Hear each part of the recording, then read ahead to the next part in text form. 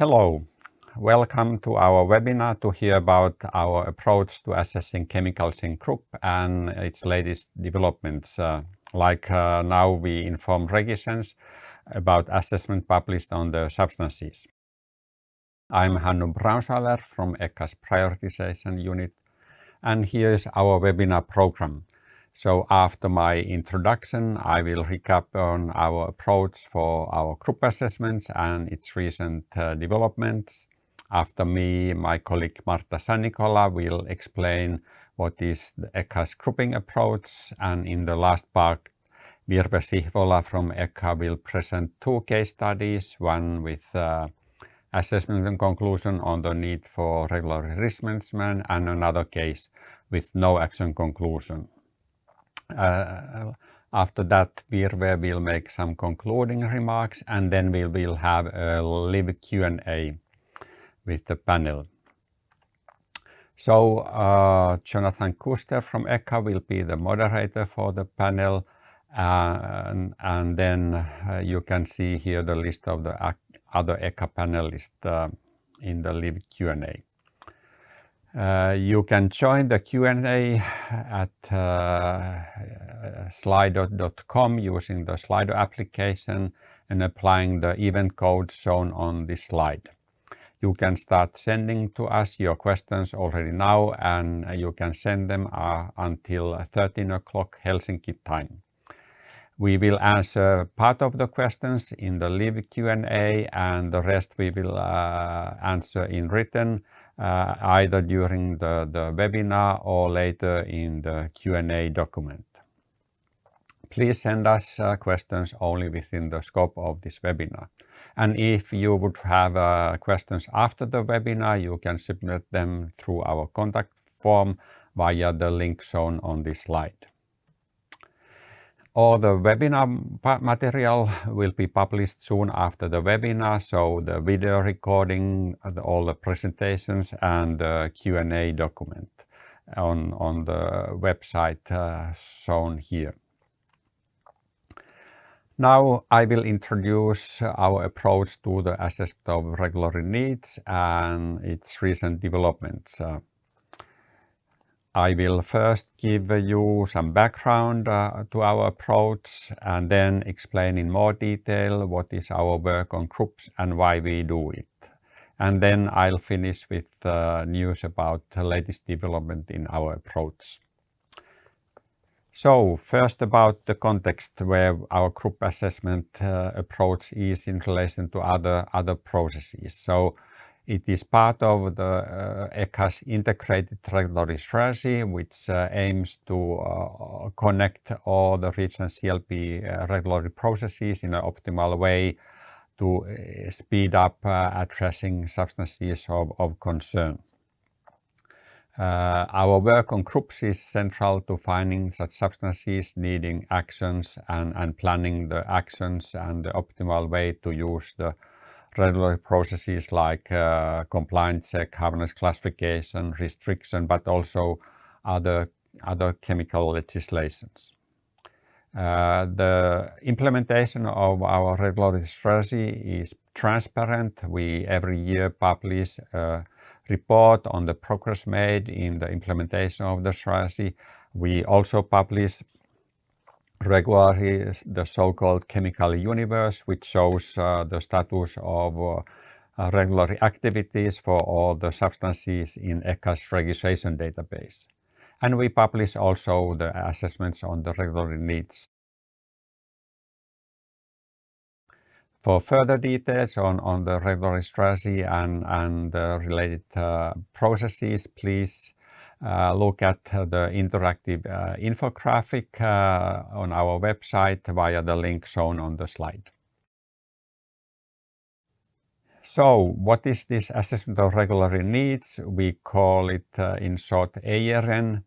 So in brief, it's informal screening for structurally related group of substances.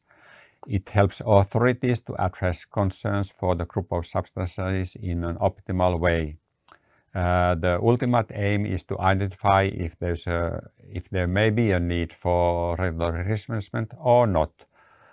But also the assessment is followed by other processes. So later when we have the follow-up processes done, those bring enhanced clarity to our assessment conclusions. Next, I'll explain why we work on groups of substances and not on single substances. So we do it because we see it brings enhanced efficiency and consistency. So in practice, it's consistent treatment for the group of related substances. We also see that we can streamline the requests for further data and do them to bring faster actions. The grouping of substances and their assessment also allows us to pool the information among the substances in the group and target the data request for some or few of the group members. The targeting may be, for example, for groups which have plans for regulatory risk management. The targeting can be for selected substances within the group, but also it can be for endpoints relevant for potential risk management actions planned.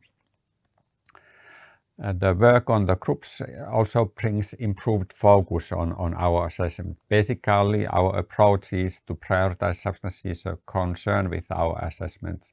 So to target the right substances at the right time with the actions planned through our assessments.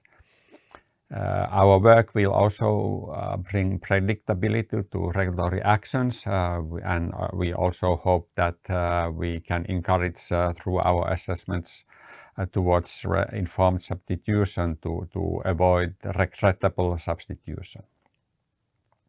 So overall, the group assessments are preparatory work for supporting REACH and CLP processes. Then further details about our group assessments, how we do it. Basically, it is an iterative assessment for similar substances to find the optimal, most appropriate way to address the identified concerns. The assessment rely mainly on the registration dossier information, both for the hazard and exposure data. And the robustness both of the assessment but also the group boundaries varies by assessment stage and the certain level linked to that assessment stage. To be noted that the assessment of reader cross and category approaches is only done during the official processes and, for example, under compliance and not during our group assessments. Then further details about the iterative approach. So both the assessment and the related planning are iterative. So we always start defining the immediately regulatory action for the group of substances. Typically, the first action is a compliance check to confirm the identified concern. Such data generation plans are based on the hazard identified within the group for few or more group members, also based on the data gaps found in the related registration dossiers, the tonnage bands for the group members and their use and exposure potential, but also overall based on the relevance of the data generation for the group members. If then during the planned data generation the hazards are confirmed, then often risk management actions are proposed for the group, the subgroup or individual substances, but also in the initial assessment conclusions plans we also highlight the potential need for such risk management actions. Because of this, we also expect later that we will see more groups in the other processes, the official processes like harmonized classification and restriction. And overall, also always the assessment is resulting in ARN report where we record the conclusions and assessment done. The report is published on our website, and then with this iterative approach, when we get further information, we may update the report published. Next, about transparency and predictability, which we bring through our publication of the ERN reports. So we publish them especially to show publicly what are the next action plans for the substance groups. And this brings predictability, especially for industry. The registrants have more time to update their registration dossiers. There's more time to plan for the upcoming planned regulatory work. So overall, it enhances industry predictability. And we also hope that our publication of the assessment encourages for informed substitution. To be noted that our assessments are informal process, so both our ARN website and the report forward makes it clear that the conclusions on ECHA assessments do not mean initiation of formal regulatory processes. So the follow-up processes like compliance check, harmonized classification are there for industry and other stakeholders then to interact with us authorities. Then I'll update you on the status where we are with our assessment of work for the group of substances. So since the beginning of our work from 2019 until now, we have already assessed more than 6,000 substances in over 230 groups. The most common immediate step from the assessment is compliance check, and that has meant that practically most compliance check nowadays originate from our group assessment. So every year we identify about 300 substances for compliance check. Another typical conclusion is the need for EU regulatory risk management action. This is expected as conclusion for about 35% of the assessed substances, and with this our group assessment contribute, for example, to the EU restriction roadmap, where some of the candidates originate from our group assessments, like for example the manganese compounds group. We have also explored that we are able to assess group of substances based on specific functions and uses. So recently we published an assessment, such assessment on various flame retardant chemistries, and you can find the report for that via the link on the slide. Then some news about recent enhancement in our group assessment. So since September we have started notifying impacted registrants via REACH IT when we have published an ARN report for their substance. In this REACH IT message you can find the direct link to the published ARN report. We also continue to share updates about recently published ARN reports through our ECHA weekly newsletters. Another enhancement is that after the summer we have updated our report template for our assessments. The new template clarifies the focus of the assessment and what is the basis of the work, but also it more clearly details the steps that we plan before the potential risk management actions planned for later. Via the enhanced report template, also the highlight uncertainties related to the conclusions are highlighted, especially for the hazard conclusions. Because there are also still a few old ARN reports that will be published in the old report template, not all the published reports will be in the new template, so the ones that are very advanced in the process will be still published in the old report template. Then another recent enhancement is that we have added on our ARN webpage a button where you can report an issue in any of our group assessment. This is meant for factual errors only, and it's not to be used for submission of new information or indicating disagreements with our assessment conclusions. My last point is about what's coming soon. So a new ECHA strategy is being prepared by end of this year, and that will set up priorities for our work for the coming years. We have also started to review our integrated regulatory strategy, and soon there will be a survey to the accredited stakeholders on the strategy implementation. That is then followed by early March with further discussions on where we are with the implementation of the regulatory strategy. That was all for my part. Thank you for your attention. Hi, I'm Marta San Nicola and I work in the Computational Assessment and Alternative Methods unit. And today I'm going to describe the substance grouping approach at ECHA and how the groups are generated. As already described by my colleague Hannu, the grouping work is ongoing in the context of the integrated regulatory strategy, where ECHA has committed to perform a screening level assessment of all the substances which are registered above 100 tons per year. However, when starting the work, we realized we had to take into account certain elements. First of all, the number of substances to be screened is significantly high, around 4,500. We have time constraints to take into account, so tight deadlines to comply with. And also the chemical variety is significant. Moreover, there is variable data density.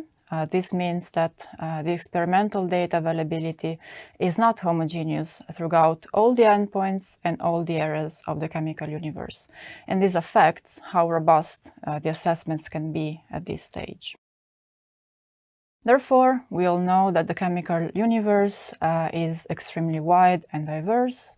The number of substances is very high, and we had to come up with a feasible and concrete approach to explore, prioritize, and target the areas of interest, despite the data gaps and in compliance with the agreed deadlines. Therefore, the answer to our need is the ECHA's grouping approach. This approach can be described as a very pragmatic attempt to make order in the REACH database of registered substances. It could be considered as a useful starting point that of course gives space for further refinements in light of newly received information. And it could also be considered as a combination of feasibility, workability on one side, and the achievement of regulatory targets. It is an explorative and iterative work, and of course, refinements are definitely foreseen along the way. This means that groups could be split or merged in the future, but also subgroups could be refined and substances could be moved from one group to another, and also new substances could be included in already existing groups. In this slide, we can see the impact of the grouping work on the chemical universe, and more specifically, we can see the numbers referred to the substances which are registered above 100 tons per year. As you can see, the grouping work is actually allowing us to move substances from the so-called not yet assigned region, so the gray area of the chemical universe. And as you can see, this region is shrinking. Ultimately, the grouping work will allow us to make this region be exhausted. I will now briefly describe the methodology for the substance groups to be created. We always start from chemical queries. So the substances are retrieved from the database using specific substructures. Each substructure points towards a specific area of the chemical universe, and each area is characterized by the number of hits. So this means how many substances sharing that substructure matched the query, and also the data density. So what's the data availability for the substances that we have retrieved via that chemical query. Of course, the latter affects the robustness of the groups themselves, as well as also the robustness of the subsequent assessment. So as I said, we always start from this chemical query. The results are manually processed, and we start from the following assumption. So the substances are considered structural analogues if they share the same substructure. Structural analogues are therefore placed in the same group, and the substructure is always the driver. However, things may not be so straightforward all the time. In fact, not all of the substances sharing the same substructure will necessarily qualify as suitable group members.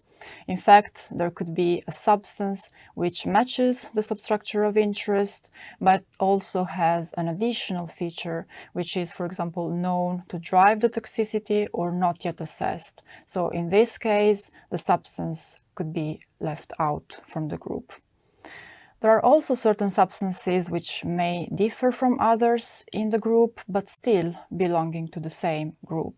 In these cases, we might want to propose subgrouping in the ARNs, with having in mind that subgrouping can be further refined later. Therefore, the selection of the substructure is a crucial step that allows us to explore the database and create coherent groups with explainable structural boundaries.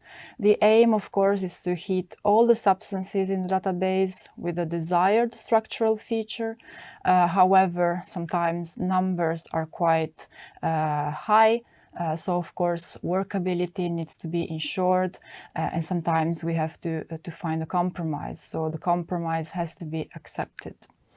There are various ways to select the substructure for the chemical queries, and each of these ways leads to the creation of a certain type of group. And in the following slide I will describe the different types of groups that we can create. The first type of group is the explorative one. In this case, the aim is to cover in the group the highest number of substances coming from the not yet assigned region of the chemical universe. In this case, we are talking about registrations with minimal prior regulatory work and low data density most of the times.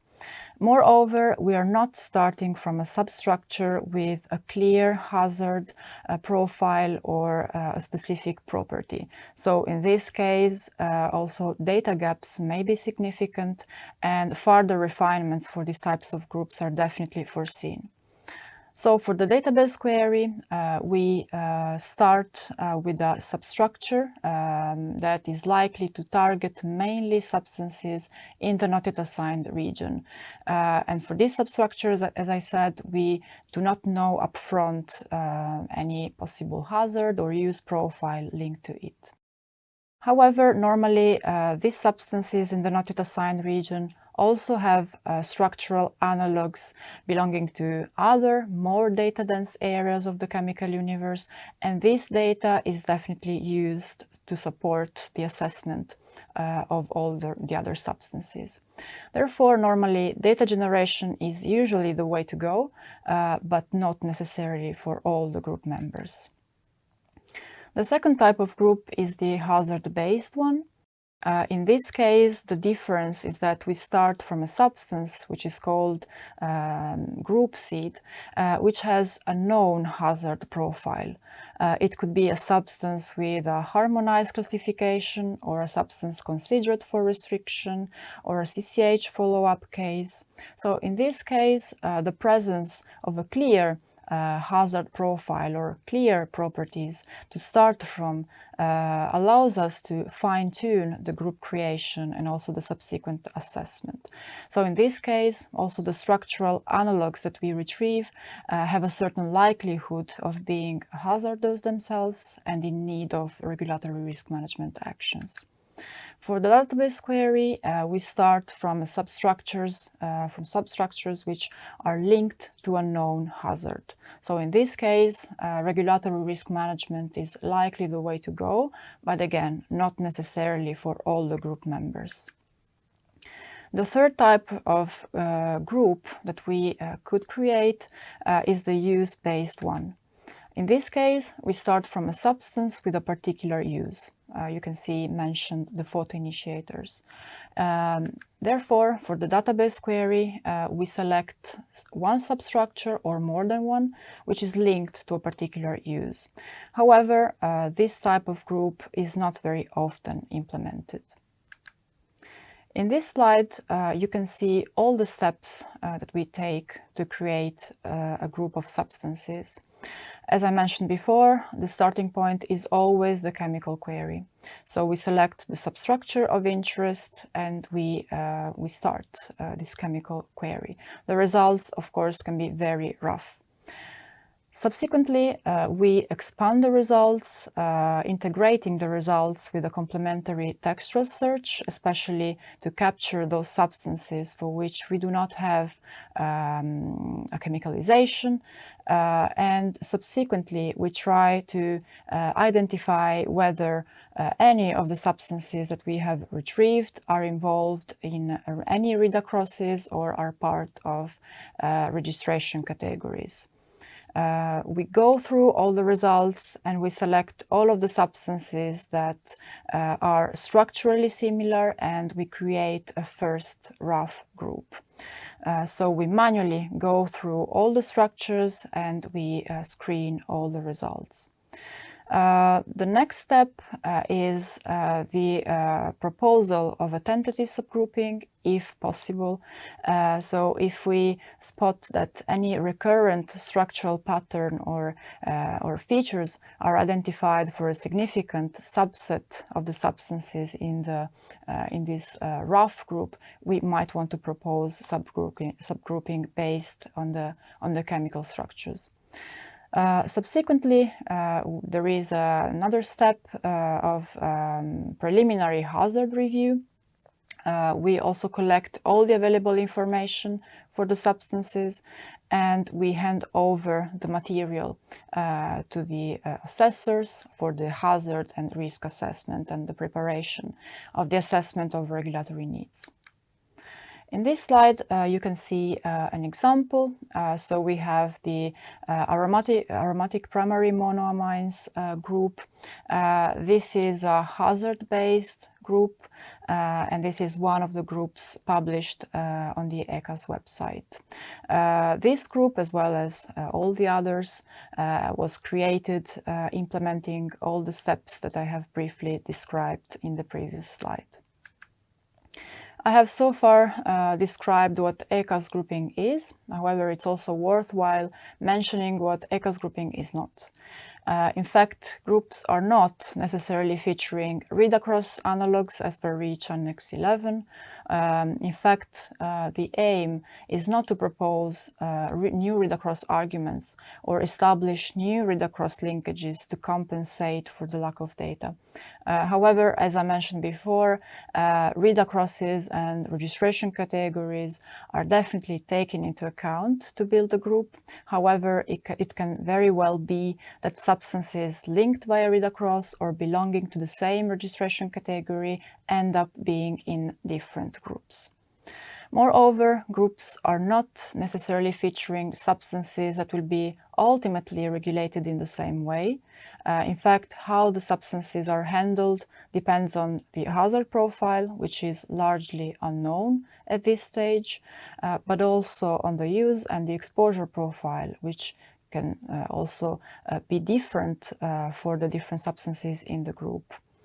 Moreover, also another aspect to be taken into account is the possibility of having already in place or foreseen regulatory actions for certain of the substances in the group. Moreover, the groups are not featuring all the substances in the database. So certain substances will be simply left out from any groups, given the fact that they are structurally unique or different from any other substances in the database, and they can simply not be related to any other substances, or they cannot be placed in any of the groups. To conclude, substance grouping is therefore a starting point to generate a first understanding around the substances. It's a pragmatic way to explore, prioritize and target areas of interest in the chemical universe, but it's also a compromise to ensure workability, feasibility and the achievement of the agreed regulatory targets within the agreed deadlines. And also taking into account the available data at the moment.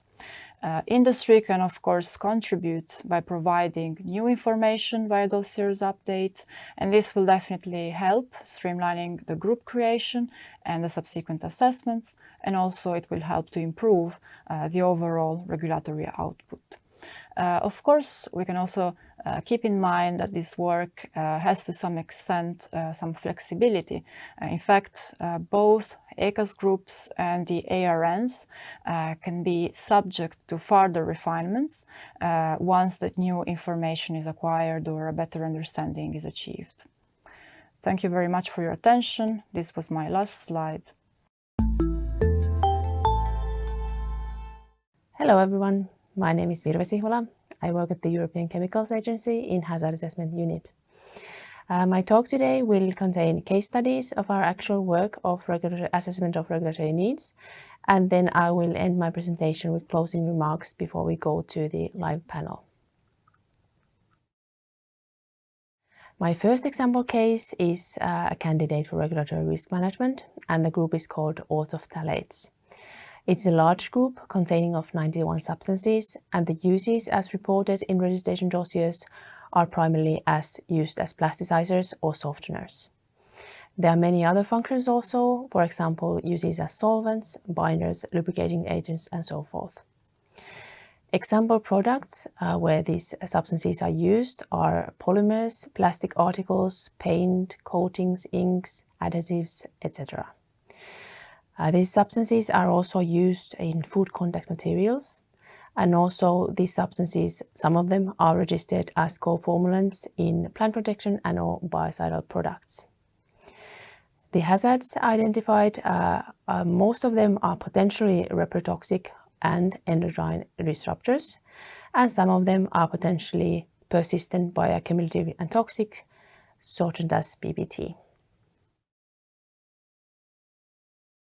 After doing this screening for this assessment of regulatory needs, the actions proposed were divided to different subgroups.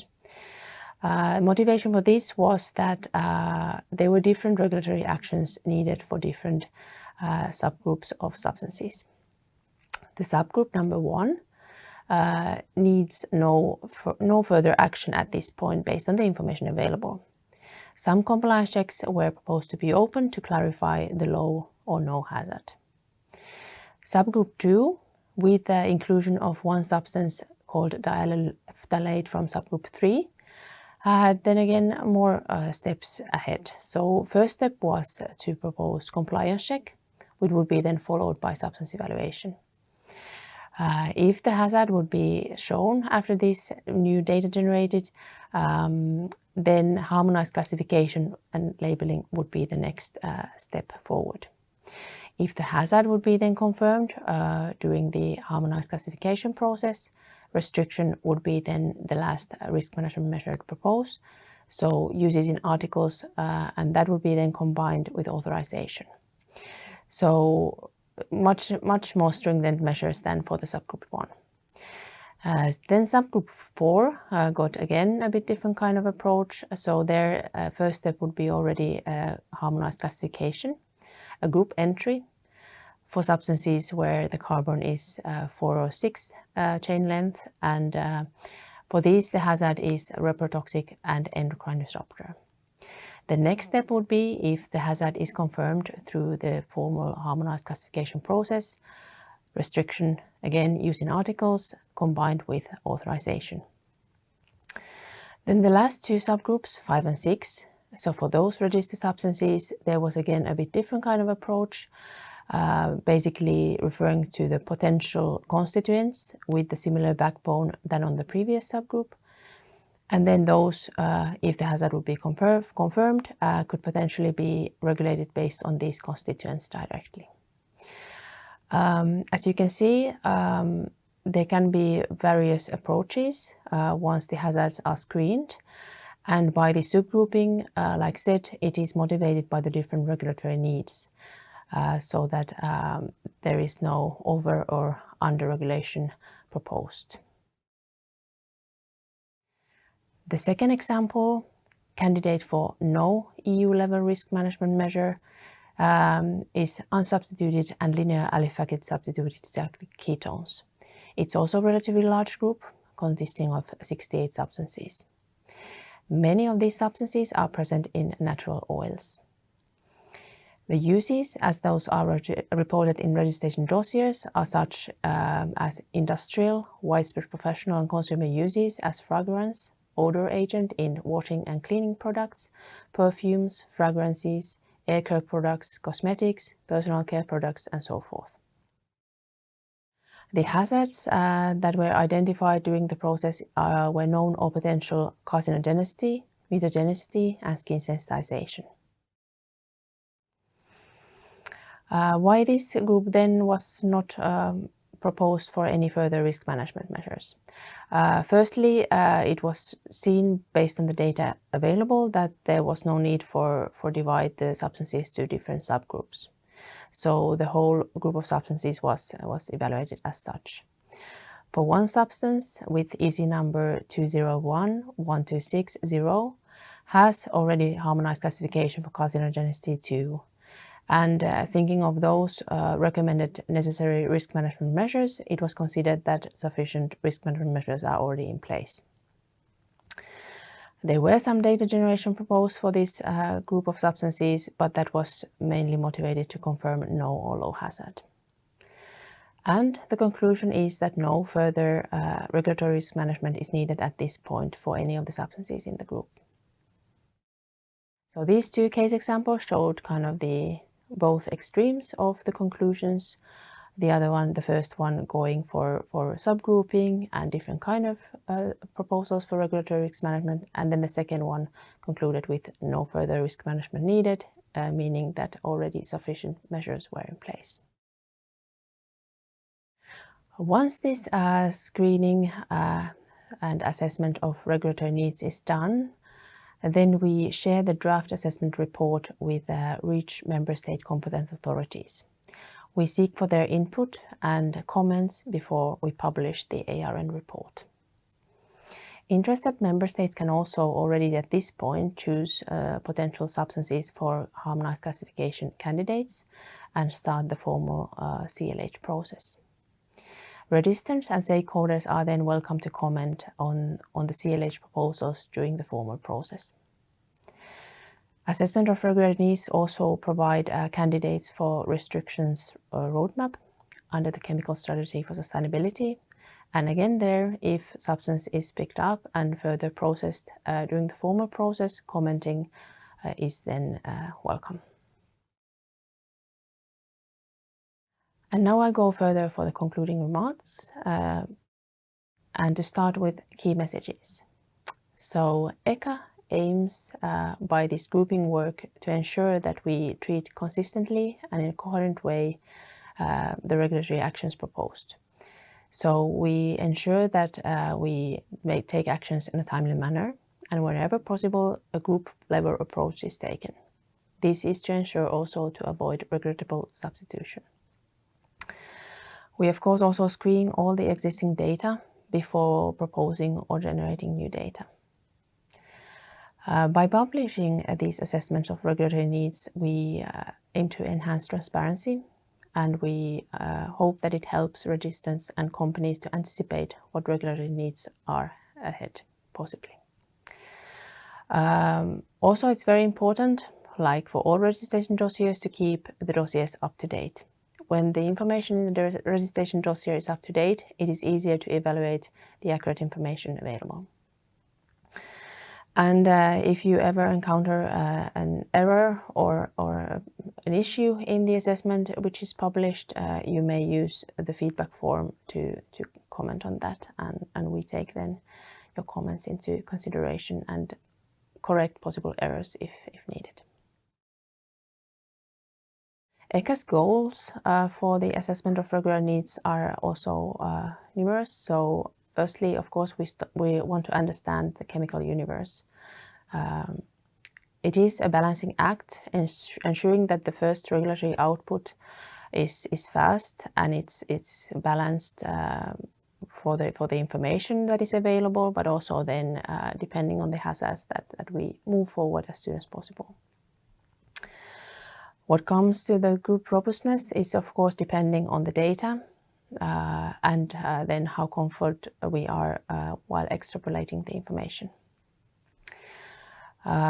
Because of this, it's evident that if you have sparse data areas, it will lead to less coherent groups and also then need to potentially split the bigger groups into subgroups to serve better the regulatory needs is then needed.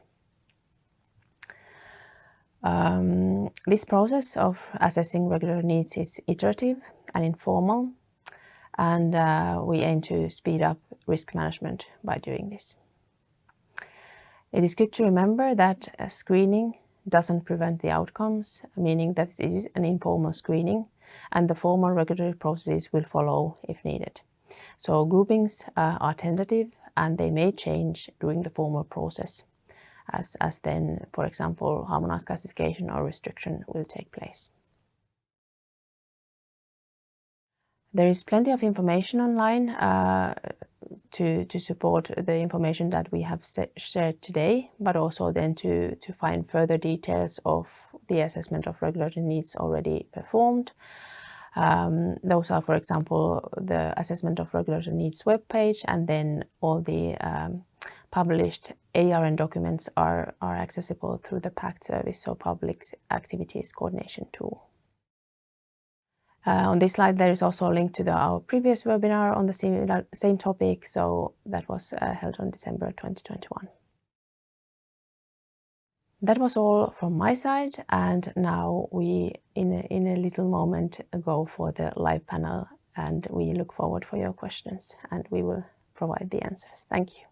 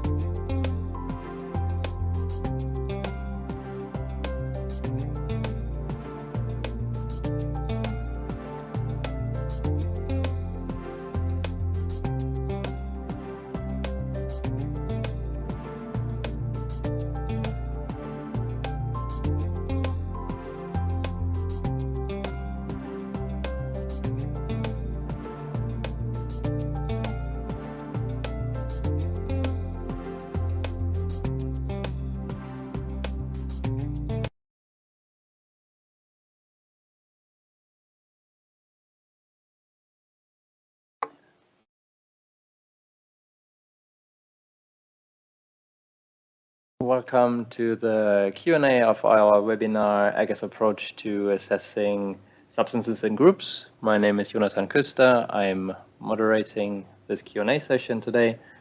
I work in the group management coordination, so this is also the part in ECHA where the assessments of regulatory needs are developed. Today with me are several colleagues from across the house, because they work on groups as an effort across ECHA that combines many units and directorates. I have Christel Tissier, Virvi Sechola, Martin Rogerman and Ronan Nicolas with me, and we will be answering your questions during the next hour or so. So please continue using Slido. Send us your questions. We will try to take as many of them as possible live here today, but we'll also answer everything in the chat, and there will be a transcript later on our website available. On the website you find already now the presentations, but also the recording of the presentations will be there very soon. We're also collecting feedback still. There's also a link on the webpage, you can find it there. If you are new to using Slido, if you go to slido.com, you can use an event code ARN 2023, so Assessment of Regulatory Needs, ARN 2023, and you can submit your questions there. They don't pop up immediately, so it takes a moment, but we'll try, as I said, to answer everything during the course of this Q&A. We might not answer all your questions as you have asked them, but summarize, as some of them touch on the same issues. And of course, we don't want to repeat ourselves too much, so that we can touch on all topics that have been raised. Yes, let's start. So we've received some questions on how the hazard screening, the hazard data in our assessments is on what it is based, and if maybe some latest information, the latest dossier update has not been taken into account, a latest study has not been taken into account, and how this can be corrected. So what a registrant can do to make sure that our assessment, or to bring to our attention that our assessment maybe has not taken everything into account. I leave this question to my colleagues. If any of you want to pick it up. I see that Virva wants to answer, so please. Hello, everyone. Thanks for the question. So obviously, it is important to keep the dossiers always updated to have the latest information available. Then about the assessment of regulatory needs, it is an iterative process. So if there would be further data generated, we could then revisit the assessment later on once the data is available. And yes, so keep the dossiers updated. And it is, if any formal regulatory processes are then started, of course, then all the available information is taken into account. So that information would not be lost at that point during the formal process. Thank you, Virva. If any of my colleagues wants to chip in, otherwise, maybe we move on to the next question. We did get some questions on the broader idea of grouping. So what is the difference between the grouping that we are doing, for example, for the assessment of regulatory needs, as opposed to a grouping that registrants need to do for reacross in the registration dossiers, but also for groups that might happen under CLH, classification and labeling, or in restrictions. So also this question to my colleagues, maybe if anyone wants to take a little bit of an explanation why and how our grouping differs from the grouping in the registration dossiers. Otherwise, I will take it myself and ask my colleagues to correct and chip in. Basically, what we are doing in the assessment of regular needs is to pool substances where we to speed up the assessment, to be faster and to be more efficient and to be more consistent. What we're not doing is say that all the substances in the group have the same hazard or will go down the same regulatory path. So I think we hope that if you read our assessment of regulatory needs reports, you will find a balanced picture showing some of the substances have a hazard, others don't. Some need regulatory action, some don't. Some need data generation, some don't. So we try to be as nuanced as possible, but also, as Virve said earlier, it has a lot to do with what we can find in the dossiers. So if something is clear in REACH registration dossier, it allows us to build, to consider a path for the substance. If things are unclear, it gets more difficult, and it more often than not, at least initially, results in data generation. I'm looking to my left and right. I think we can move on. Yes, we've seen questions on the reports that are published, and for example, where we have proposed harmonized classification. And if such an action is planned, what does it actually mean in terms of timelines? So when I find this report on the website, it says some action is happening. What is actually the timing for such action? Maybe also this to the panel.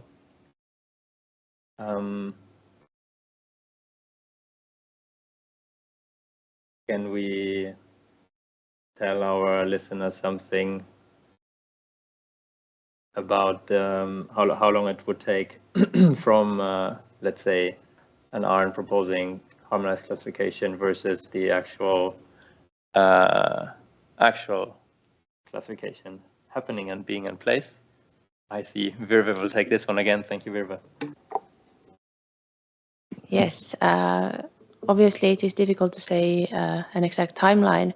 This is because it's either member state or commission who will then initiate the formal CLH process or harmonized classification process. So to keep the answer short, difficult to say the exact timeline. Whenever the process is then initiated, it can still take substantial time. So, but at least then the process can be followed through the official website and during the normal process. So once it is, once a member state or commission picks up the substance and starts working on it, or with a group of substances, then it becomes more visible. But before that step is taken, we don't have exact timeline. Thank you, Virve. Looking around again at my colleagues if someone wants to add something, or we just move on. One question that has popped up repeatedly is about errors in or disagreements with the assessment of regulatory needs reports. So the question has come up. We also try to clarify a bit in the presentations. What can I do if I disagree with what ECHA has published? If something is wrong or missing, what is the way to go ahead? I think my colleague Christelle is going to take that. Thank you, Christelle. Thanks, Jonathan, and good morning, everybody. So in such case, as you have heard in the presentation from Hannu, I think for us to have somehow immediate kind of action and update of the report, we would welcome feedback on factual errors first. I think in such a case, of course, we will have a look at the report and try to update to correct. For any disagreement and any other comments, that will deserve a bit more work from our side. And also, as we are doing quite many as you have seen, we cannot just take on board all those changes and update. So we foresee potentially to update some of those, for instance, when we will receive hazard data. You have to keep in mind that all this work, we it's a screening level work, iterative. So this first publication is really our conclusion based on the screening level, based on available information in the registration dossier. And in many cases, as you have seen, the first step will be the generation of data. So once the data will come back, there will be an update. And at that time, we can have another look to what you have sent. So nothing will be lost. So we'll keep this information. But we cannot promise that you see any change on our website, at least, and in the updated ON in a very short period of time. I think that's why, yes, factual error, we'll do our best. All the rest, of course, you can use the button, but we cannot promise we update very soon. Thank you, Christelle. Maybe I can bring a follow-up question, because I think there were questions also on what does it mean when we speak of an iterative assessment? How do we see updates of ARNs in the future? You mentioned already that it would not immediately be updated if something becomes available, if there's a new study at some point. Can you maybe explain a bit where we really see the moment that an ARN would have to be updated? Can that be somehow, can you think of a scenario?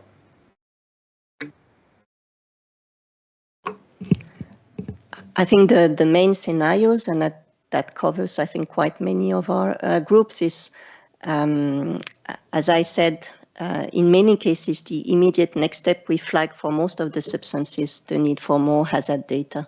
So I think a lot of substances will go through compliance check first. So it will take some time before the data is available, and this will help us to confirm also the hazard.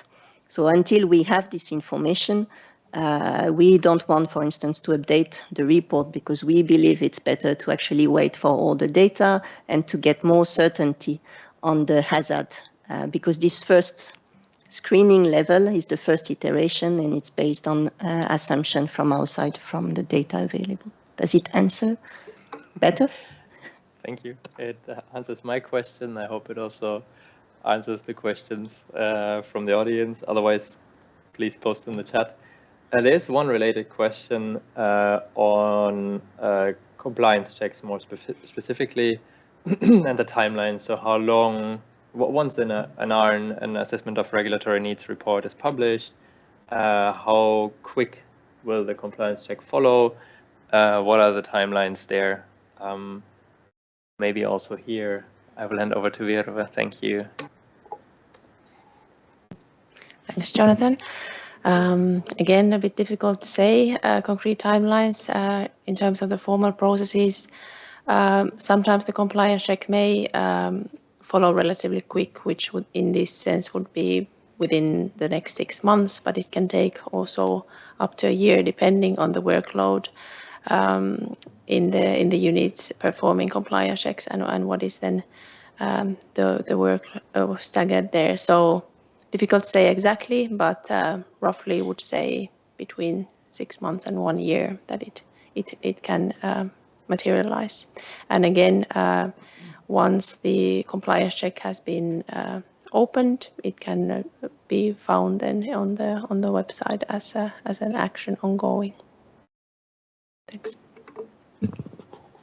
Thank you, Virve. I think that is it's a valuable idea or understanding to know how long it takes. But maybe if we also link it to the previous question, what does it actually mean when we update an ARN? So how long do you normally think it would take to generate the data? If we think we publish an ARN, we trigger 6 to 12 months later the compliance check. So there is quite a time period until data becomes available, until the ARN reassessment is maybe possible. Can you say something about these timelines, maybe? Thanks. That's indeed very relevant. The data generation is very much dependent, of course, on the timelines of data generation of the endpoints. We can have some, let's say, more simple in vitro studies that are available within 6 months or 12 months. But then we have the higher tier endpoints that takes years to be firstly finalized, and then also to build up the reporting in Euclid takes time. So yes, depending on the endpoint requested, complexity of the endpoint, and all these then adds up, and yeah, case specific. Thanks. Thank you, Virve. Maybe to change a bit the subject, we saw a question in the chat on grouping, and the question was about what our colleague Marta presented, that grouping is largely based on a common substructure. So the question is, how are these substructures selected, created? So how do we find the right substructure and get to a group from there? Maybe my colleague Ronan can take this one. Thank you. Yeah, I can take this question. So indeed, what do we mean by substructures? So the focus is on the chemical functionalities that we see at the level of the structural representation of the substances. So it's about focusing on a chemical functionality.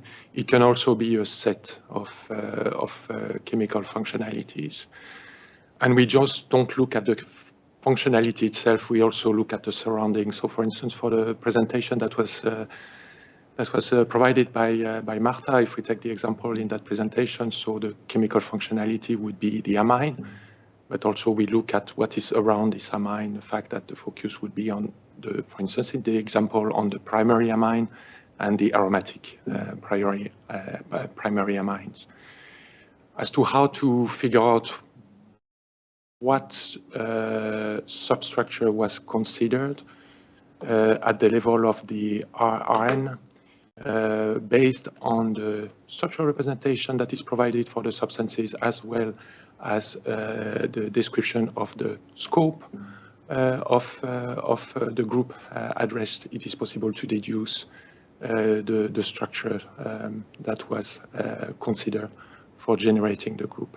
There is also, and this is also a question that was posted, there is also an ordering that is made to decide which structures we want to tackle first, looking first at, let's say, the simple chemistry, substances with one chemical functionalities, before looking at the substances that may have a series of chemical functionalities, and also anticipating the fact that there may be an interest in addressing certain chemical functionalities first, because we know that these functionalities may be retrieved when looking at how other substances may transform or degrade during their life cycle. Thank you, Ronan. I see two short questions in the chat that I could quickly take. One is about how and when registrants are informed about the assessment of regulatory needs. So what we have started to do is to inform registrants once the assessment of regulatory needs is available on our homepage, on the assessment of regulatory needs page and on PACT. So there is no, the question was, is it before publication or before begin of the assessment? No, it is at the moment of publication. We're sending this short note with a link to the report to all registrants of the affected substances. There was another short question in relation to the presentation. We have a slide that speaks of our assessment of regulatory needs being an informal process, and about the interaction that is foreseen. So to clarify, the ARN conclusions, as the assessment of regulatory needs is not a formal process, these conclusions are on the one side the interaction with the stakeholders with registrants is foreseen in the formal processes only. So like what Christel described, we have a possibility to send us feedback, but we do not, for the assessment of regulatory needs, foresee a consultation as you might be used to from classification and labeling, for example. We do, however, before publication, share our assessments with the member states, with the authorities in the member states, and they have a possibility to comment. So we get feedback there, also kind of a stakeholder from our direct partners. Maybe to move on, a question on uses and how those interplay with the assessment of regulatory needs. For example, if a certain regulatory action is proposed because of a use, and the assessment of regulatory needs report makes that clear. However, you as a registrant have a different opinion on this use, whether it being not realistic or possible or not requiring action. So maybe one of my colleagues could say something about how the use assessment is playing into our assessment of regulatory needs. Christel is going to take that. Thank you.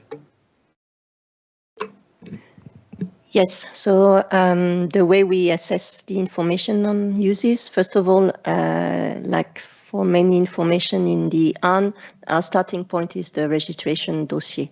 So we actually collect all the uses that are available in the registration dossier, and you may have seen that we provide actually an overview of the uses we find there, and this is really the starting point for our assessment. We sometimes may question, for instance, if there would be an article service life missing or anything like that, but beside this, I don't think we question much what we see in the registration dossier or look for other sources of information. And based on this information on the uses that is retrieved mainly from the Euclid dossier, we use this information somehow with the use name, the different descriptors for a proxy as the potential for exposure and release. And this is our basis to actually decide whether or not we would like to put some regulatory action also together with the hazard. I hope it answers. I'm happy to come back otherwise. Thank you, Christel. Any of my colleagues wants to chip in? Otherwise, if you have a follow-up question, please post to the chat. We have still a few open questions on read across, on the read across assessment framework, the RAF, how this guidance and these principles are applied in the grouping for the assessment of regulatory needs, and whether it is applied, and if not, why not? If the grouping is mainly for pragmatic and practical reasons, or how far we are following the RAF. I think my colleague Ronan has given already some ideas how we're forming the group and how we're not necessarily following the RAF and the REACH Annex 11 criteria for grouping. So I think from our side, it's really just to reiterate that the assessment of regulatory needs, the grouping happens for different purposes. This is really for us to be able to screen through a vast amount of substances. By now, we've done I think around 6,000 substances, over 200 groups, and this would not make sense or be possible if we were applying the RAF. The read across information that is in the dossiers is the obligation of US registrants to have in order, and it is part of what could be, for example, assessed in a later compliance check. And the category information, for example, will be taken into account there, regardless of an assessment of regulatory needs and how the grouping has happened there. I hope that kind of clarifies. I'm looking left and right if, again, colleagues want to chip in. Otherwise, shall we say something on how the grouping differs for the risk management processes later on, how a group is formed, for example, under restriction? Looking left and right. Want to try? Thank you, Martin. Yeah, indeed, under the assessment of regulatory needs, we have this pragmatic grouping approach, and registrants have an approach to group and do read across to have data waivers to fill data gaps. Then under the actual processes, so harmonized classification and labeling and restriction, this is a different ball game, let's say. There it's authorities who, in the case of CLH, it's based on the hazards. There's grouping based on the possibilities to do actual read across, and then this is based on a full assessment by the authority who is preparing the dossier, and then of course the risk assessment committee will evaluate whether it holds. In the restriction process, it's I would say pretty similar. Their authorities can also group substances. It doesn't have to be strictly based on hazard alone. It can also relate to the uses, but typically it's similarly hazard based for pragmatic reasons. And again, similarly there, it's based on an actual full-fledged assessment by the authorities, and then a consultation, and also again the risk assessment committee who will actually provide its opinion before the Commission can decide. Thank you, Martin. We have a few questions that relate to how we are publishing the assessment of regulatory needs reports and our approach there. So maybe we can have a short segment on the publication. One question is a suggestion that, or a note that once we publish information, other companies also outside the EU, they see our assessments, and that this might create commercial barriers because not everybody understands this informal approach for these documents. So the question is, could ECHA publish the assessment of regulatory needs reports only via REACH IT and not on the website? Again, looking left and right.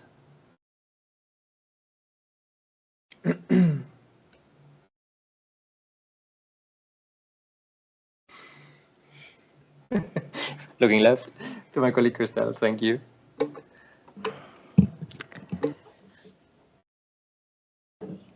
Yes, I guess also from the presentation you have seen that we have at least this will from our side to be transparent. So anything that would go through REACH IT we would lose this transparency. We consult member states, of course, separately, but there are other stakeholders, and I think we think it's good actually to be fully transparent. We are aware that some of maybe the list we have on our website might be confusing for external. This is not only true for this informal work, actually, this is true for some other list. However, I think we have tried to make it clearer than maybe it was in the past, that this is really informal.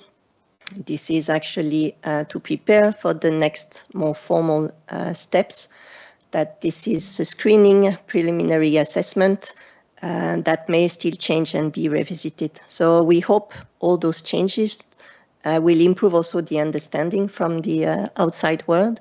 Also on the template, we have tried to soften the wording and to making it clearer also the order of the steps. It was already on our website. If you look at the website, what you see is only the immediate next steps. So I think for many of the substances, the next steps appear to be compliance check. Only if you go, of course, to the report, you go a bit further and in the details. So we have really tried to limit the message that those substances would go straight to some risk management measures. So maybe I stop there. I hope we have succeeded in making it clearer, in particular in the order of the steps, and that for many of those substances, actually, the first is compliance check. Thank you, Christelle. Yes, indeed, we've heard this comment and have tried to react and make it easier. I think what is also maybe worth mentioning is that for the vast majority of substances that we look at, we don't actually propose action in the longer run. That we don't see a need for risk management. I think it is close to 2/3, around 60% of the substances that we assess in the assessments of regulatory needs. We have the overall assumption that no further risk management is currently needed. So also maybe to put into perspective what you can find on the website. There's a related question on grouping being perceived as read across, and that this could lead to an inadvertent stigmatization of substances. And the question to us is if we see a way how to mitigate this. I believe that a large part of the answer is already in what my colleague Christelle just explained. As I said, we've heard this concern and tried to react and take it serious. But in the end, there is a balancing between making the assessments public and making our assessments efficient. And we believe that with the assessment of regulatory needs, we have found a way in that direction. So we have still a few questions in the queue. Maybe we take them from the top. They will appear one after the other in the public chat, also visible to you. The next question is on actions proposed in parallel rather than in sequence. For example, preparation of a restriction dossier while the CLH is in progress. And the question to us is, will this in parallel become more common? Martin, please. Thank you. Thanks for the question. I guess it's difficult to say whether it will happen more often. It's certainly a possibility, and it has been applied in the past. But I would say that maybe generally the authorities prefer still the linear approach, let's say. So first having the harmonized classification and labeling, or SVG identification and then restriction, simply because it's a bit of, it's useful to have that clarity when you embark on a full restriction preparation, that you have already the hazards confirmed beforehand. That said, it's if authorities feel comfortable and they are pretty sure, for instance, say you have a group of 10 substances and 6 already have the harmonized classification, perhaps it's not needed to wait. So it depends a bit on the case, I would say, and it depends on how the authorities feel about the processes running in parallel rather than in sequence. Thank you, Martin. Left and right, if someone wants to chip in. Then we move to the next, related to RMOAs and how RMOAs and the assessment of regulatory needs and this grouping we're currently talking about, how they are related. If we could give more information on the processes linked to RMOAs, and related to that also, if we're envisaging a more developed ARN where industry and other interested parties share views and knowledge.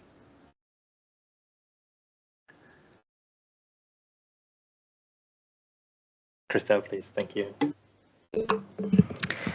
Thanks for the question. And indeed, we have noticed that, it might be confusing to see from your side that we have in this ARN list on our website a mix of the work done by ECHA and also the RMOAs done by member states.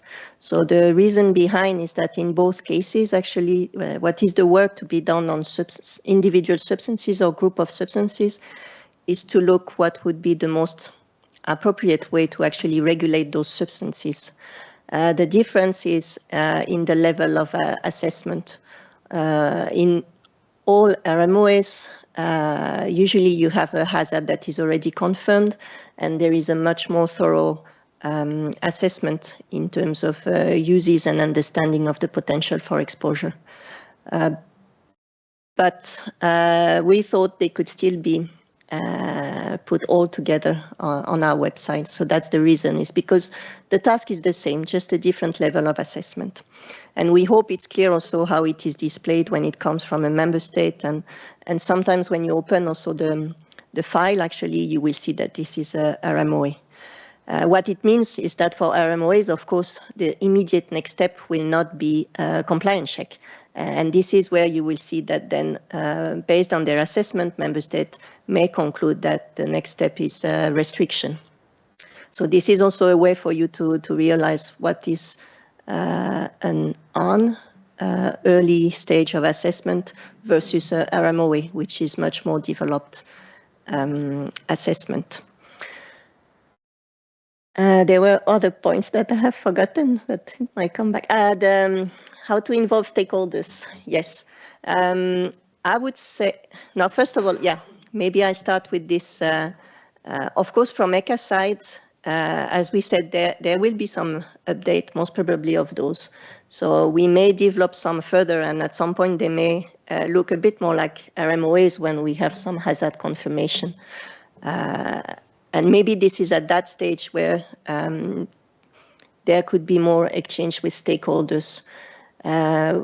We do this work also to support member states to actually pick further candidates for REACH and CLP processes. So it might be that actually a member state will continue this work and develop RMOAs. And there, I think different member states have put in place a system where they do actually consult stakeholders on those. So this is where I would think this should happen. Thank you, Christelle. I see there's even another question related to this general field about whether we see partially if the Commission plans, but maybe also we, for some RNs, to have a consultation across interested parties, for example, downstream users, to better understand the users across a group. Thank you. I think, at least from our side, what we have been saying also is that most probably the best place to have consultation and exchange with stakeholders is as soon as it enters the formal process. So that will be once there will be, I guess, an intention for restriction. Of course, you can start discussing also when there is an intention for CLH, but we would definitely think that this is where the exchange and the consultation should start, as it is foreseen in the legal text as well. Thank you. Maybe we have a little change of topics to the compliance check. There were two questions. One on notification when the compliance check is started, and the other one, well, more related to in general dossier improvements. What concretely registrants could do to make the working group easier. Virve, please. Thanks, Jonathan. Firstly, about the notification when compliance check is opened.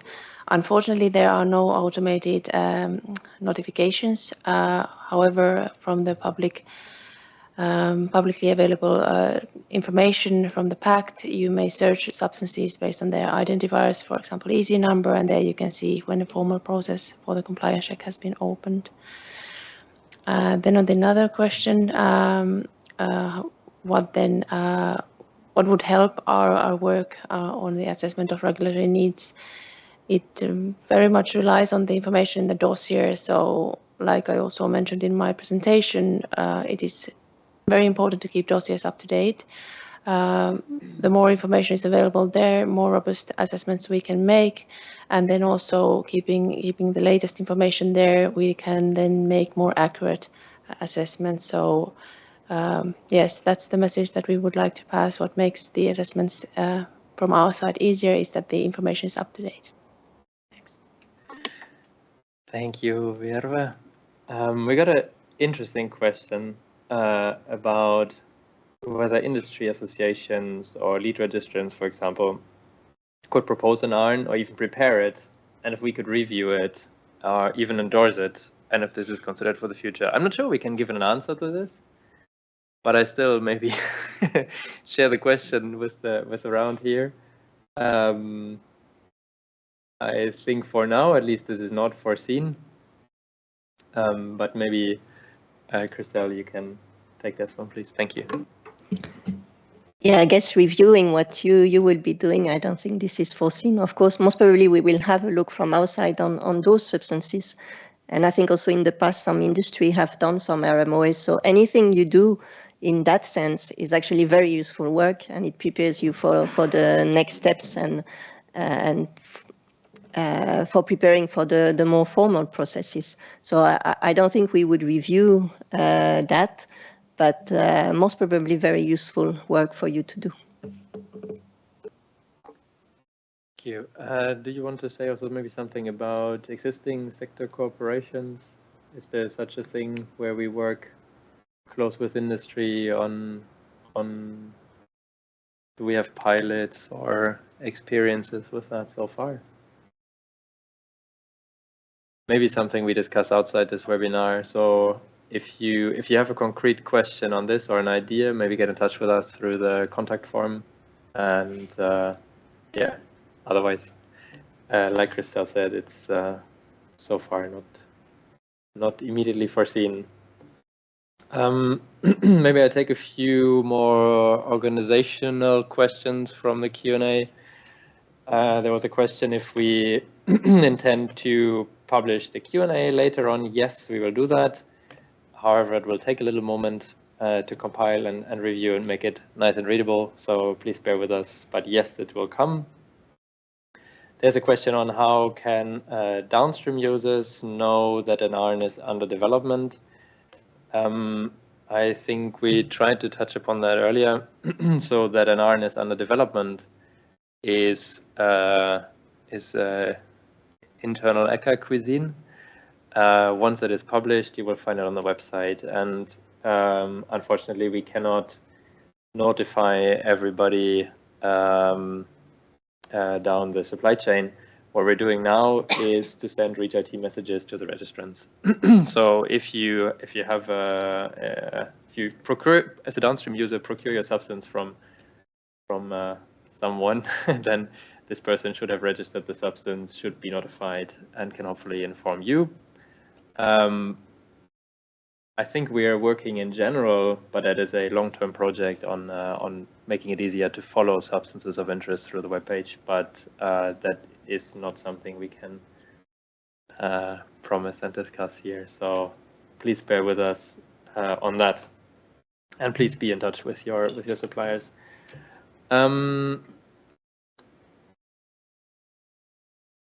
Then there's a question on the 6,000 substances that have been evaluated, looked at in the assessment of regulatory needs, and the percentages of risk management that we foresee. So the question is, how many of those 30% approximately of risk management candidates that we've identified, for how many of them is the action already initiated? Looking a bit left and right, maybe to come back to what we said earlier, a large percentage of substances needs to go through data generation first. What Martin said earlier about the timelines to pick up for member states to pick up a group prepared dossier and submit it, those timelines are, we're speaking more in years here than weeks and months. So this takes time. There's also a capacity question, how much member states, the committees, and of course we in ECHA authorities combined can handle. I do not have a percentage, unfortunately, of how many risk management actions are already in the pipeline. I think we have a feeling that this is picking up and speeding up and getting faster in recent years. But unfortunately, I think at this point in time we can't give a very concrete answer on this. Apologies. We have a question on the timeline for report updates based on new information. So of course there's no legal deadline, but in general the information is out in the public domain. I think we've tried to explain this already a bit earlier. Maybe we need to or we can quickly come back to this. I think, Crystal, you were talking about timelines and update earlier. Do we mind? Thank you. Yes, I think for us it's a bit tricky also. Ideally also for ourselves, we would like to have such timelines. But I think as we have explained, when it comes to compliance check, for instance, there may be, for instance, several different deadlines for different endpoints. So what does it mean? When do we start to update? I think ideally we would need to have as many information as possible. So maybe to wait until the end, but we don't really know what will happen in the meantime. There might be very different elements happening, which are not in our control, actually. So it makes it also for us very difficult to have actually these timelines. That's why we don't give it. I think if we could give you something, we would do it. But even for ourselves, I think we cannot really have clarity on that. And we are still learning because, of course, you may say we have looked already at many substances, but it's not that many substances for which actually, for instance, the full compliance check has resulted in the data being submitted to us. So I don't think we have much experience. So maybe later on this comes. But for now, I think it's very hard for us to simply have some timelines. I don't know if others want to add on that. Thank you, Christelle. I see general agreement across the panel. I also see that we are getting less and less questions in, so maybe we take one or two and then slowly come towards an end. There's one question on grouping, and the question goes that we're currently providing in ECHA scientific opinions on groups covering thousands of individual substances with various very different uses in many sectors. And the question is if it would make sense to group, for instance, based on structurally similar chemicals with similar uses, as opposed to how we're working at the moment. Ronan, thank you.